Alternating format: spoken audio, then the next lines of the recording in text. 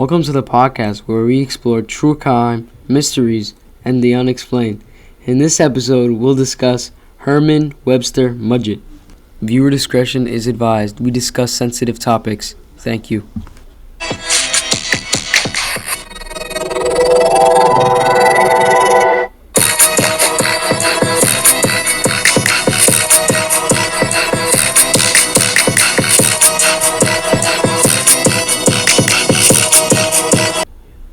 Herman Webster Mudgett, also known as H. Holmes. He was an American con artist and serial killer who operated between 1891 and 1894. Born in 1861 in New Hampshire, Holmes showed an early fascination with death and skeletons. He attended medical school at the University of Michigan, where he engaged in fraudulent activities. In 1886, he moved to Chicago and began using the alias Dr. H. Holmes. He is infamous for constructing a hotel known as the Murder Castle, a 3-story building with a macabre interior designed to trap and kill his victims. The Murder Castle was equipped with a dissecting table, stretching racks, crematory. Holmes would lure victims into the hotels where he abused and ended their lives.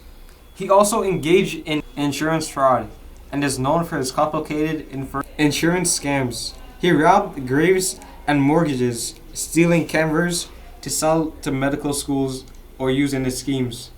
Sometimes he would sell the bodies as human skeletons, models to medical schools, and in other cases, he would cremate or dissolve the bodies in acid.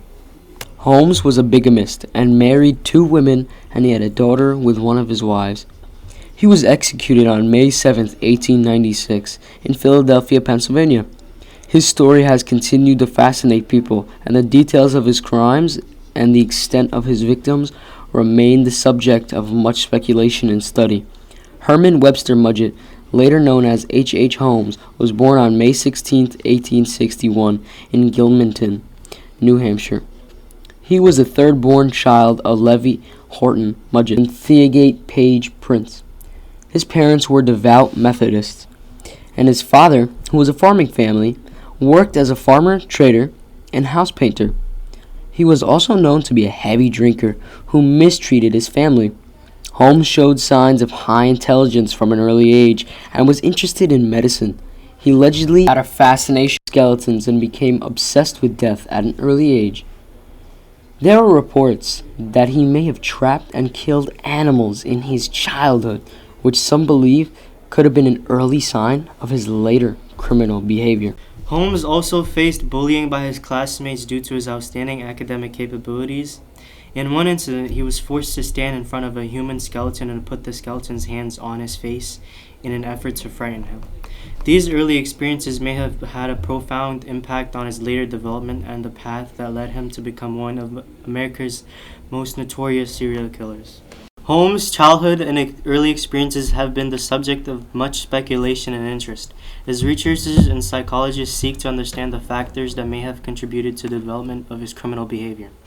His fascination with death and his early exposure to violence and mistreatment have cited as possible influences on his later actions. However, the exact nature of his childhood and the extent to which it contributed to his crimes remain a topic of debate and study. H. Holmes, also known as Herman Webster Mudgett, had interests outside of medicine, particularly in activities that are concerning in light of his later criminal activities. During his childhood, he was reportedly expressed as an interest in medicine, which led him to practice surgery on animals. Some accounts indicate that he may have been responsible for the death of a friend. Holmes was said to have been fascinated with skeletons and became obsessed with death at an early age. He allegedly conducted live experiments on frogs, cats, dogs, and other animals, and once he had killed them, he would store their skeletons.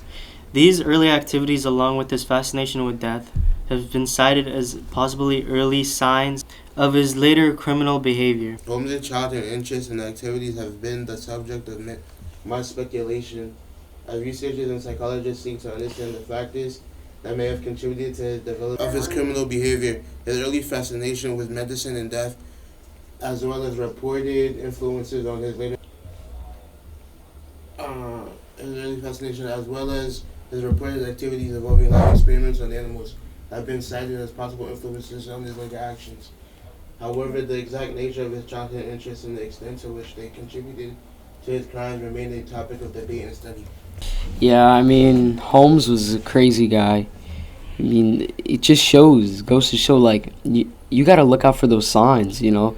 Like, if you see a kid and he's doing that, you know, you might want to get him in some treatment, get him in some therapy, because they might end up like Holmes. You know, I think that's terrible, and, you know, this shows the signs, and, you know, it highlights, you know, what's really happening. So, what do you think, Adam? I think it's really bad what happened, and I rest in peace to all the lives that were lost. Yeah, definitely. And what do you think, David? And you know, it's really terrible. He also killed animals. And by killing animals, it helped him learn how to, you know, kill humans. Yeah. Or it made him feel, you know, more or less hurtful by killing humans because he's used to killing animals. Exactly. So he doesn't really have, like, feelings towards killing humans because, you know, he had no feelings toward killing animals. So it's like the same thing. So, yeah, it's really terrible. But, yeah, that's all for us, guys. And let's wrap it up. We are the Crime Squad!